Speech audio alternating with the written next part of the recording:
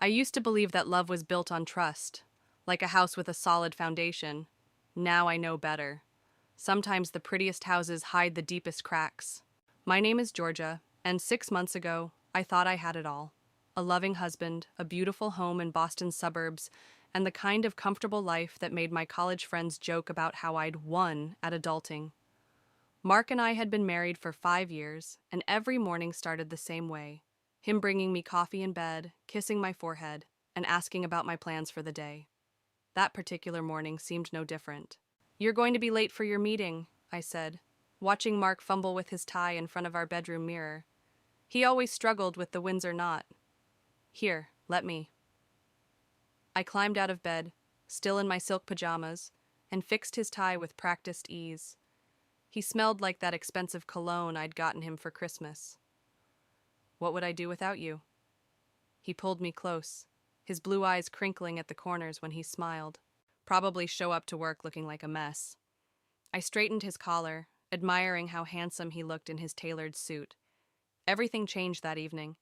I was reviewing some client portfolios at my financial planning firm when Mark called, his voice tight with worry. "Georgia, I need to talk to you about Mom."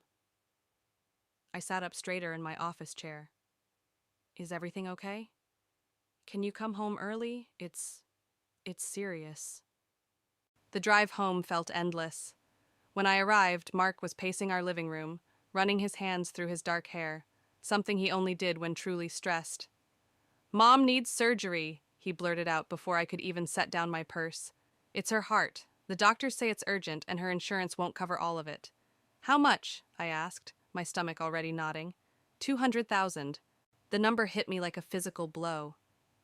That's our entire savings. The money we were saving for the house down payment." I know, Mark's voice cracked. "But it's my mom, Georgia.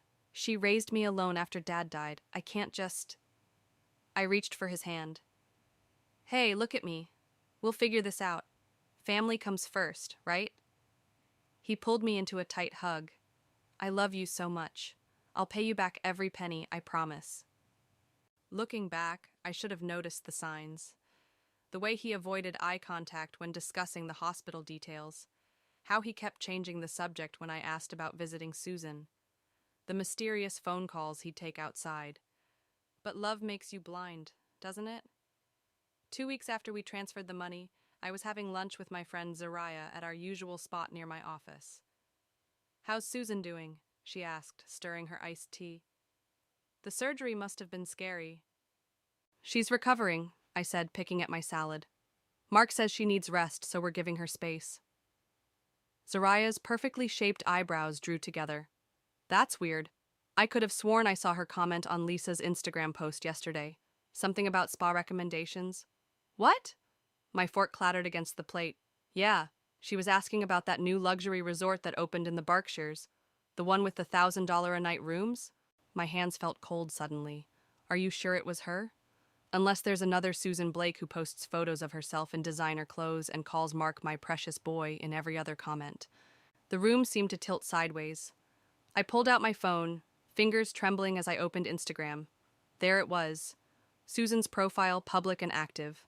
No hospital gowns, no surgery recovery posts. Instead, I found selfies at high-end restaurants, shopping bags from luxury brands, and comments about upcoming spa treatments.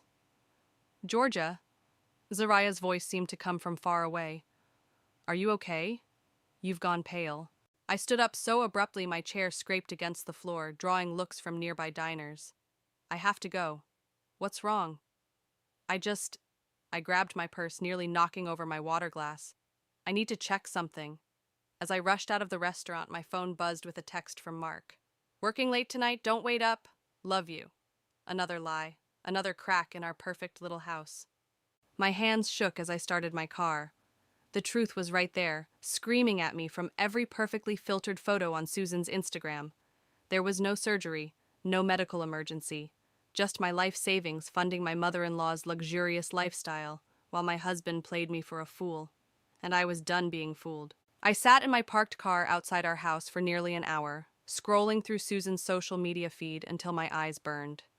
Each swipe revealed another betrayal. Designer handbags, spa treatments, luxury dinners. $200,000 of our money, spent on pampering instead of procedures. My phone rang, making me jump. Zariah's name flashed on the screen. Georgia, you need to see this. Her voice was tight. Susan just posted a story from the Golden Lotus Resort. The what? That new ultra-luxury spa in the Berkshires? Georgia? Mark is tagged in it. My fingers felt numb as I opened Instagram again. There it was, a boomerang of champagne glasses clinking, Mark's hand visible with his distinctive silver watch, the one I'd given him for our anniversary. He told me he was working late, I whispered. That lying piece of... Zariah caught herself. What are you going to do? I watched the boomerang loop again and again. Clink, sparkle, repeat. I'm going to pay them a visit. Want me to come with you? No. I started the car. This is something I need to do alone. At least let me book you a room there. My company has a corporate account. 20 minutes later, I was home throwing clothes into an overnight bag. My hands were steady now, anger replacing shock. I walked into our closet and pulled out the red dress Mark loved, the one I'd worn on our first date. Revenge, I decided, should look good. My phone buzzed with a text from Stefan, my boss. Taking tomorrow off? Everything okay? I hadn't even realized I'd sent him an email requesting leave. Family emergency, I replied. The real kind, not the fake kind that costs $200K. Whatever you need, but Georgia, be careful. In the kitchen, I found the receipt from our money transfer, tucked away in Mark's important documents folder. The same folder that should have contained medical bills, insurance claims, hospital paperwork. Instead, there were only spa brochures and travel magazines. My phone pinged with another Instagram notification. Susan posting again, nothing better than quality time with my boy. Shah blessed na family first luxury life. The timestamp showed it was posted 2 minutes ago. They were still there. I was halfway to the Berkshires when Zariah called again. Your room's confirmed. I got you one with a view of the main pool area. That's where most guests hang out. Thanks, I owe you. You don't owe me anything. But please record whatever goes down. For legal purposes, of course. Of course. A hint of a smile touched my lips for the first time that day. The Golden Lotus Resort rose from the countryside like a modern castle, all glass and sleek lines. The valet took my car with a practiced smile, probably wondering why I looked ready to commit murder in a cocktail dress. At the front desk, a polished young woman named Amy checked me in. Will you be joining us for the sunset yoga session? She asked, handing me my key card. Actually, I leaned in conspiratorially. I heard Susan Blake is staying here. We're old friends, and I'd love to surprise her. Amy's professional smile flickered. Oh yes, Mrs. Blake. She's been quite memorable. She and her son are usually at the infinity pool this time of day. Perfect. My room was on the 4th floor with a clear view of the pool area just as Zariah promised. I stood at the window, scanning the crowd of wealthy loungers until I spotted them. Susan, holding court in a cabana, wearing what looked like a new designer swimsuit. And Mark, my faithful husband who was working late, lounging beside her with a drink in his hand. I watched them laugh together, my hands gripping the window frame until my knuckles turned white. All those nights I'd eaten dinner alone, believing he was at the office. All those times I defended him to my friends when he missed their parties. All those dreams we'd planned together, now drowning in that infinity pool. My phone buzzed, a text from Mark. Stuck in meetings, miss you. I took a deep breath and opened my suitcase.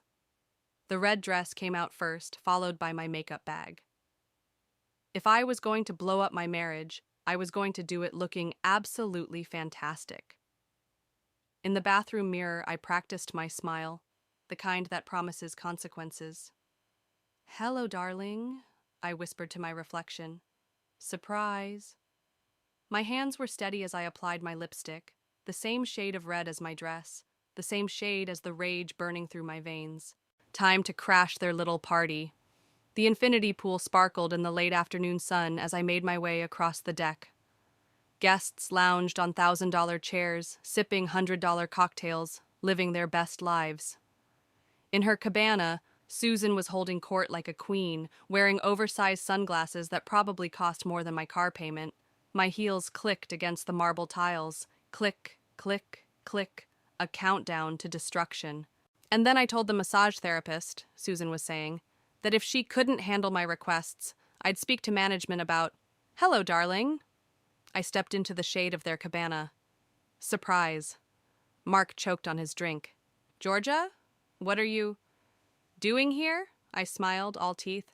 "Well, when I heard about this amazing resort, I just had to see it for myself, especially after that generous donation we made to your mother's medical care." Susan pushed her sunglasses up onto her forehead. "Georgia, dear, what a pleasant surprise, isn't it?" I perched on the edge of a lounger, crossing my legs slowly. "I have to say, Susan, you look remarkable for someone who just had heart surgery. What was it, 2 weeks ago?" The color drained from Mark's face. "Honey, let me explain." "Oh, please do." I pulled out my phone. "Explain how your mother needed emergency surgery, but somehow managed to post 15 poolside selfies last week. Explain how our life savings went to medical bills, yet here she is wearing a $5,000 swimsuit." A couple in the next cabana stopped their conversation to listen. "This is hardly the place," Mark started. "Actually, this is exactly the place." I stood up, my voice carrying across the pool deck. "This is where our money went, isn't it? Not to life-saving surgery, but to life-living luxury. How much was this cabana, Mark? 1,000 a day? 2?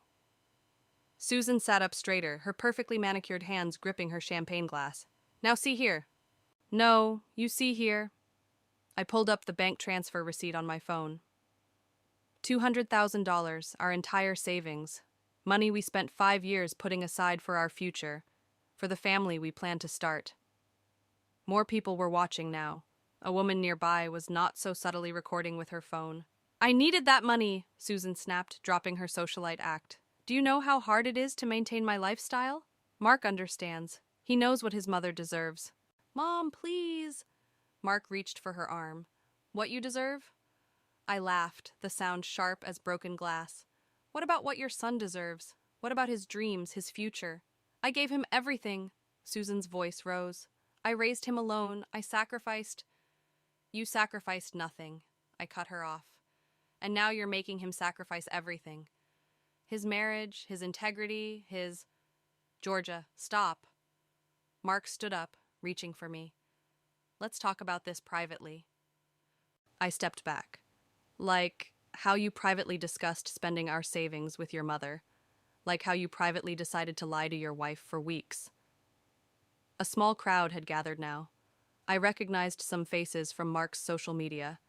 Business associates, country club friends, people whose opinion he valued more than his own conscience. "You don't understand," he pleaded. Your mother needed a reality check, not a blank check." I turned to address our audience. "Ladies and gentlemen, meet Mark. Loving son, terrible husband, excellent liar. And Susan, the mother who never learned the difference between loving her child and destroying him." Susan stood up so fast her champagne sloshed over the glass. "How dare you? Mark, are you going to let her speak to me this way?" But Mark just stood there looking lost between his mother and his wife, between his past and what should have been his future. "You know what the worst part is?" I stepped closer to him, close enough to smell that familiar cologne. "I would have helped your mother if she really needed it. I would have found a way. But you didn't trust me enough to tell me the truth. You chose lies over love." "Georgia, please." His voice cracked. "I packed a bag before I came here." I reached into my purse and pulled out my house key. "You can keep the house. After all, you'll need somewhere to live when your mother's spending catches up with her." I dropped the key in his champagne glass. It sank to the bottom with a soft clink. "Goodbye, Mark. I hope the view from this infinity pool was worth our infinity." As I walked away, head high in my red dress, I heard Susan's shrill voice. "Mark, don't just stand there. Do something." But there was nothing left to do. The truth was out, sparkling in the sunlight like the surface of that beautiful, expensive pool. And sometimes the truth is the best revenge of all. Behind me, someone started clapping. I made it halfway across the pool deck before Mark caught up with me, his bare feet slapping against the marble tiles. "Georgia, wait!" He grabbed my arm. "You're making a scene." "Making a scene?" I yanked my arm free. "You stole our future, and you're worried about a scene?" More phones were out now, recording. A woman in designer sunglasses whispered to her companion, "Isn't that Mark from the country club board?" "I can explain everything," he said, lowering his voice. "Mom's been struggling since Dad died. She needed help maintaining her lifestyle." "Maintaining her lifestyle?" I laughed. "Do you hear yourself?" Susan appeared behind him, clutching her silk cover-up around her shoulders like armor. "This is all a misunderstanding, dear. Mark was simply helping me through a difficult time." "A difficult time?" I pulled up her Instagram feed. "Here's you at the Ritz last week, and here's your new Hermes bag. Oh, and my personal favorite, you getting a gold facial while my savings paid for it." "Those treatments are necessary for my well-being," Susan sniffed. "Mark understands that." "Your well-being?" I turned to the growing crowd. "Did you all hear that? $200,000 for her well-being. Not for heart surgery, not for medical bills, for facials and handbags." A man in expensive swim trunks cleared his throat. "Mark, isn't that the money you said you needed for your mother's emergency operation, when you asked to delay your contribution to the club's charity fund?" Mark's face went pale. "Richard, I can explain." "Oh, this is getting better by the minute," I said. "So you didn't just lie to me, you lied to everyone." Susan stepped forward, her perfectly painted face twisted with anger. "Now, see here, you ungrateful little—" "Ungrateful?" I cut her off. "For what? For watching you spend my life savings? For believing my husband when he said his mother was dying?" "I never said she was dying," Mark protested weakly. "No, you just implied it while you watched me empty our account. While you watched me cancel our plans for a family, for a home, for everything we dreamed about." A woman near the bar spoke up. "Susan, didn't you just book the presidential suite for next month's spa retreat?" Susan's face flushed. "That's none of your business, Patricia." "Actually," Patricia continued, "I believe you invited half the club ladies. Said Mark had given you a special gift to celebrate your— what was it? Oh yes, your miraculous recovery." The whispers grew louder.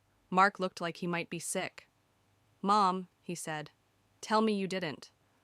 "Of course I did." Susan's voice rose hysterically. "I deserve to celebrate. After everything I've been through, raising you alone." "Stop!" Mark's voice cracked. "Just stop." "But darling, you told me you needed help with medical bills. You showed me fake documents. You made me lie to my wife, to my friends, to everyone." Susan's face hardened. "I needed that money more than she did, more than your little house fund. I'm your mother." "And I'm his wife," I stepped closer to her. "Or at least I was, until you decided your spa treatments were more important than your son's marriage. He chose to help me." Susan jabbed a finger at my chest. "He knows where his loyalty should lie." "Mom!" Mark grabbed her hand. "That's enough." But Susan was on a roll now, her voice carrying across the silent pool deck. "You think you can turn him against me? I made him everything he is. Without me, he'd be nothing. You deserve to be arrested for fraud," a new voice cut in. We all turned to see Richard, the club member, hanging up his phone. "I've just spoken to my lawyer. Using false medical documents to obtain money? That's a criminal offense." Susan's face went from red to white. "You wouldn't dare." "Actually," I pulled out my phone, "I have copies of everything. The fake medical bills, the bank transfers, the Instagram posts proving where the money really went. I'm sure the police would find it fascinating." "Mark!" Susan turned to her son. "Tell them they can't do this." But Mark just stood there looking at his mother like he was seeing her for the first time. "How could you?" he whispered. "How could you make me do this?" "Because she knew you would," I said softly. "Because she knew you'd never say no to her, no matter who it hurt, even yourself." The silence around the pool was deafening. Susan looked from face to face, finding no allies among her society friends. Even her son couldn't meet her eyes. Finally, she straightened her shoulders. adjusted her designer sunglasses, and said in a voice dripping with venom, "Well, I hope you're all happy. You've ruined everything." As she stormed off toward the resort, her silk cover-up fluttering behind her like a surrender flag, I heard someone mutter, "No, Susan, you did that all by yourself." The aftermath of Susan's exit felt like the calm after a storm. People began to drift away from the pool area, their whispers following them like ripples in the water.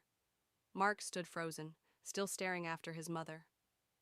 "Georgia," he finally said, his voice hollow, "I never meant—" "Save it." I held up my hand. "You meant every bit of it. You just never meant to get caught." Richard, the club member, cleared his throat. "Mark, I think we need to discuss your position on the board. This kind of scandal—" "Scandal?" A sharp laugh cut through the air. Patricia from the bar was back, phone in hand. "It's already trending on local social media. Spa scam is picking up steam." Mark's face crumpled. "Please, you don't understand."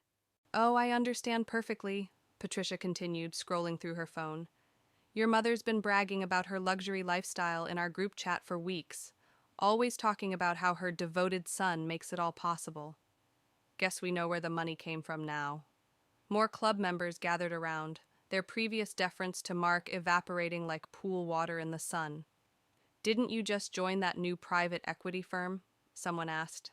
"The one that handles trust funds?" "I wonder if they know about your creative financing," another added. Mark's phone started buzzing incessantly. He pulled it out, his hands shaking. "My partners are calling." "Better answer it," I said. "I'm sure they'd love to hear how you handle other people's money." He looked at me pleadingly. "Georgia, please, we can fix this. I'll get the money back." "How?" I stepped closer. "By stealing from someone else? By finding another lie to tell? I'll sell my car, my watches." "Your mother's new handbags?" I suggested sweetly. "Her spa memberships?" Richard's phone chimed. He glanced at it and winced. "Mark, the club president wants an emergency meeting. Tomorrow morning." "I can't," Mark said desperately. "I have a client meeting." "Had a client meeting," Patricia corrected, still scrolling. "According to Twitter, your firm's managing partner is re-evaluating all current relationships." That was posted 2 minutes ago. The color drained from Mark's face. His phone buzzed again, this time with a text. I caught a glimpse of the screen. It was Susan. "Mother needs you?" I asked, my voice dripping with fake concern. He opened the message, then let out a bitter laugh. "She wants to know if I can book her a car service. The resort staff is being difficult about her room charges." "Shocking." I adjusted my purse strap. "Well, I'm sure you'll figure something out. You always do, right? For Mom?" "Georgia." He reached for me again, but I stepped back. "Don't." My voice was steady now. "Don't touch me. Don't call me. Don't try to explain. Just don't. But I love you." "No." I shook my head. "You love the idea of me, the supportive wife who never questioned you, the woman who trusted you enough to hand over her future. That person's gone now." More phones were chiming around the pool. The story was spreading faster than wildfire in a drought. "Your mother's trending," Patricia announced. Someone dug up her social media history, all those posts about her medical treatments next to pictures of her shopping sprees. Not a good look. Mark's phone buzzed yet again. This time when he looked at it, he actually swayed on his feet. "The firm," he whispered. They're suspending me, pending investigation." "Well," I said, smoothing down my red dress, "I guess karma doesn't need an infinity pool to make a splash." A few people actually applauded at that. Mark looked around wildly, seeing nothing but judgment and camera phones where there used to be respect and admiration. "What am I supposed to do now?" he asked, his voice small. "I don't know," I replied honestly. "Maybe ask your mother. She seems to have all the answers, except how to pay her own bills."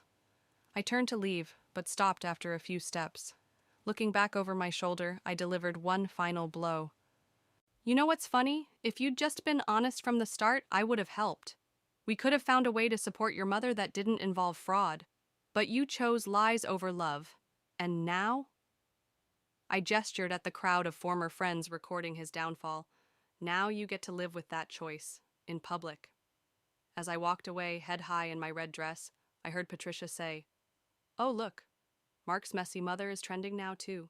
The last thing I saw before entering the resort was Mark, standing alone by the infinity pool, watching his carefully constructed life dissolve into nothing, just like our savings, just like our marriage, just like his mother's fake medical emergency.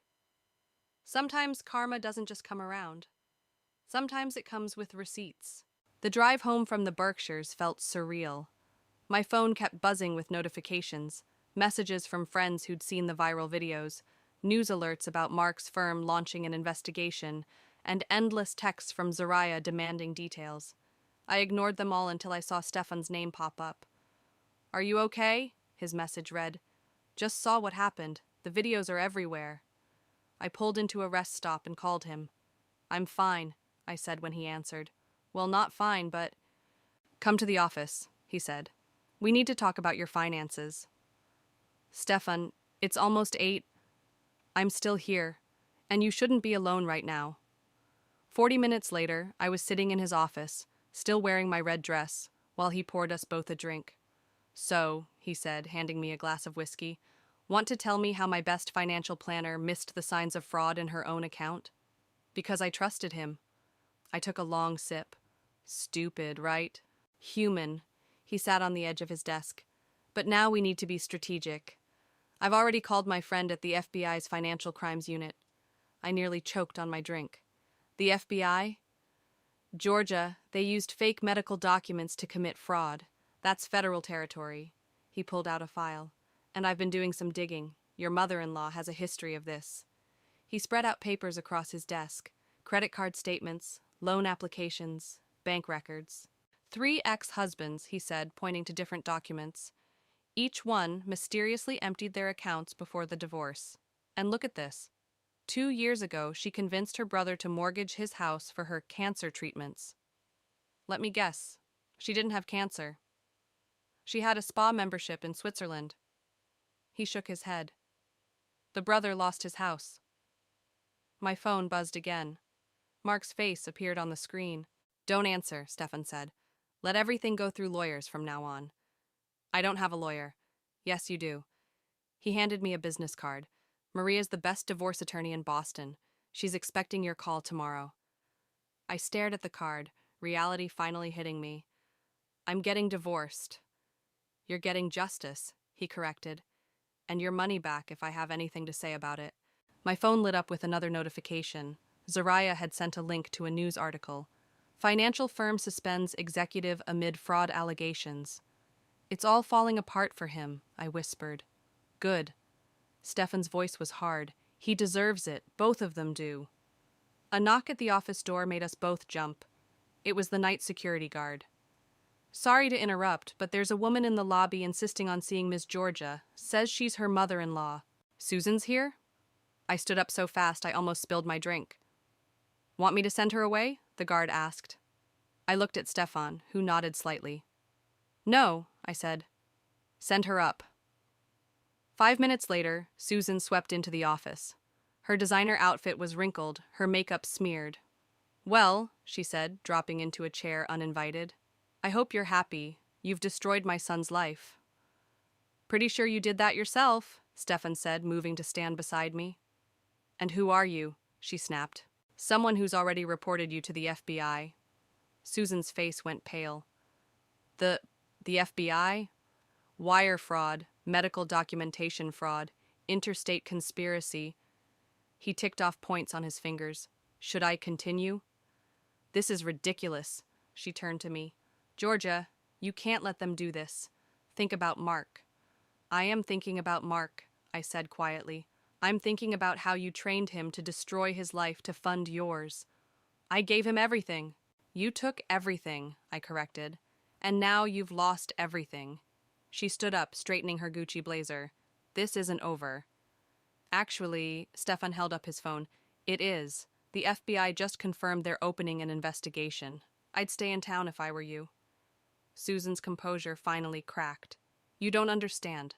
I need that lifestyle. I deserve—" "Get out," I said, my voice steady. "Get out before I call security again." She opened her mouth to argue, then seemed to deflate. Without another word, she turned and left, her designer heels clicking away down the hallway. "You okay?" Stefan asked softly. I looked at him, at the scattered evidence of Susan's lifetime of fraud, at my wedding ring still gleaming on my finger. "No," I said, slipping off the ring, "but I will be." The ring made a satisfying ping as it landed in the trash can. The next 2 weeks passed in a blur of lawyers, FBI interviews, and viral videos.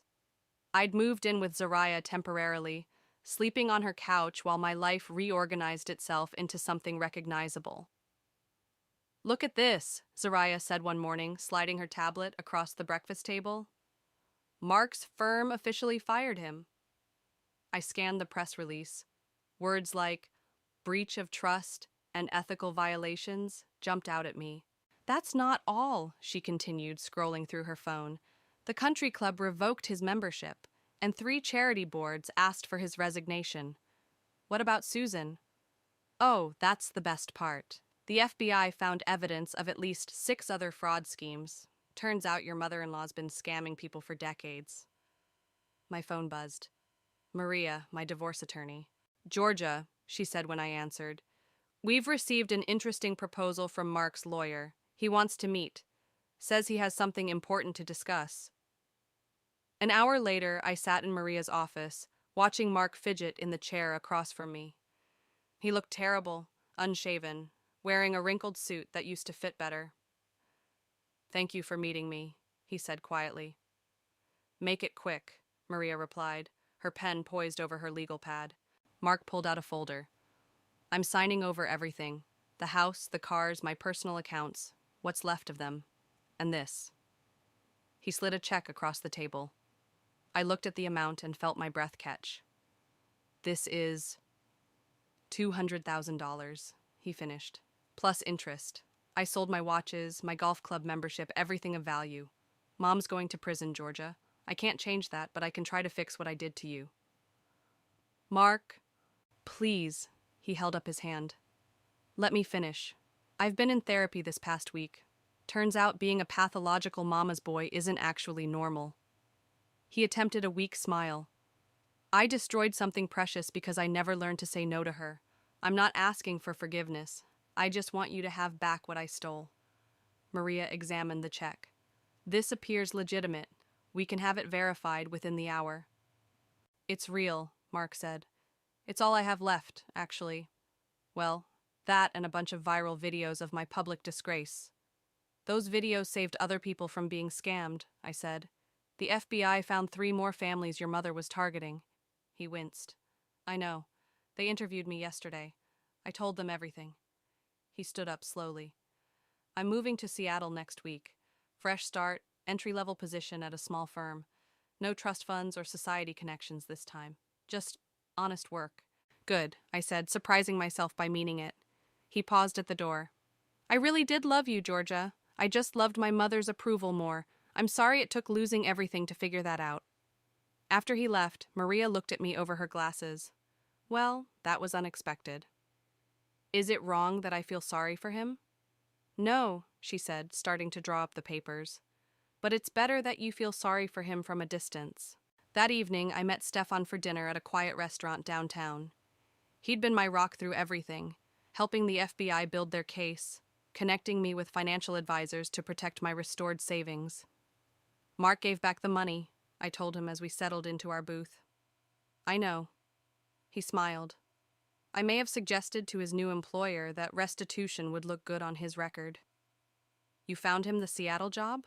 "Everyone deserves a chance to rebuild," he said, then quickly added, "as long as that rebuilding happens 3,000 miles away from you." I laughed for what felt like the first time in weeks. "Thank you for everything." "Speaking of rebuilding," he slid a folder across the table. "The senior partner position is yours if you want it. The board was impressed with how you handled your own financial crisis. Said it showed integrity." "Stefan, just think about it," he said softly. "You're stronger than you know, Georgia. You turned a betrayal into justice, not just for yourself, but for others. That's the kind of leader we need." Before I could respond, my phone buzzed with a news alert. Susan's face filled the screen, her mugshot this time, not a spa selfie. Federal charges filed in multi-state fraud case, the headline read. Socialite faces up to 20 years. Karma really does come for everyone, I murmured. Sometimes it just needs a little help, Stefan replied, raising his glass. To new beginnings? I clinked my glass against his, feeling something warm and hopeful unfurl in my chest. To new beginnings. And for the first time since everything fell apart, I truly believed in those words. The morning of Susan's sentencing, I sat in the federal courthouse, watching her world finally crumble. Gone were the designer clothes and spa-perfected skin. In their place was a woman in a plain gray suit, her roots showing through her expensive dye job. 15 years, Zariah whispered beside me as the judge read the sentence, plus full restitution to all victims. Susan turned to scan the courtroom, her eyes landing on me. For a moment, I saw the manipulative woman who'd destroyed her son's life to fund her own. Then her shoulders slumped, and she was just another convicted fraudster being led away in handcuffs. Outside the courthouse, reporters clustered with their microphones. Ms. Georgia, how does it feel knowing your viral video led to uncovering decades of fraud? Do you have any comment about your ex-husband's new life in Seattle? I stepped up to the microphones, feeling Stefan's supportive presence behind me. The only comment I have is this. Trust should be earned, not exploited. My ex-mother-in-law didn't just steal money, she stole people's faith in their loved ones. That's the real crime here. Back at the office, my new corner office as senior partner, I found a package waiting on my desk. The return address was Seattle. Inside was a letter from Mark and a stack of cashier's checks. Georgia, the letter read, these are for the other families my mother hurt. I've been working extra jobs to help make things right. My therapist says I can't fix the past, but I can choose who I am now. Thank you for showing me what real integrity looks like. Mark. That's unexpected, Stefan said from my doorway. People can surprise you. I looked up at him. Sometimes in good ways. He stepped into the office, closing the door. Speaking of surprises, remember that fraud prevention program you proposed? The one for helping families spot financial abuse? What about it? The board approved it, full funding. He grinned. They want you to lead it. Really? You're the perfect choice. Who better to teach people about financial manipulation than someone who exposed one of Boston's biggest fraud cases? My phone buzzed. A text from Zariah with a link. OMG, look at this. It was a video of Susan's old social media posts, edited together with clips from her trial. The caption read, From spa days to prison days, how one woman's luxury lifestyle was built on lies. It had over 1 million views. Still trending, Stefan noted, looking over my shoulder. Your story really struck a nerve. It wasn't just my story. It was everyone's story who ever trusted the wrong person. I stood up, moving to the window. You know what the weird thing is? I'm actually grateful it happened. Grateful? It taught me what I'm capable of, standing up for myself, helping others, building something new. I turned to face him. Speaking of which, would you like to get dinner tonight? Not as colleagues this time. His smile lit up his whole face. I thought you'd never ask. That evening, over dinner at a small Italian restaurant, my phone buzzed one last time. It was an email from one of Susan's other victims, the brother who'd lost his house. Thank you, it read. Because of your testimony and the restitution order, I'm getting my home back. My kids will have their rooms again. You didn't just expose a fraud, you gave us back our future. I showed the email to Stefan. See, he said softly. Sometimes the best revenge isn't about getting even. It's about getting better. To getting better, I raised my glass. And to the woman who turned a betrayal into a blessing for others, he added. As our glasses clinked, I thought about trust and truth, about karma and consequences. I thought about the woman I was when this all started, believing in a perfect life built on lies. That woman was gone, replaced by someone stronger, wiser, and surprisingly happier. My phone buzzed again. Another victim thanking me for coming forward, then another, and another. You've started a movement, Stefan observed. People are finally talking about financial abuse within families. Good, I said, because that's how we prevent the next Susan. That's how we protect the next family.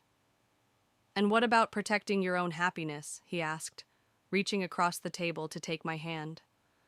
I looked at our intertwined fingers, at the space where my wedding ring used to be. That space didn't feel empty anymore. It felt like possibility. I think, I smiled, squeezing his hand, I'm already doing that. Sometimes the deepest wounds lead us to our greatest strength. Sometimes betrayal leads us to our truest path. And sometimes, when we're brave enough to face the truth, we find something better than the lies we once believed in. We find ourselves.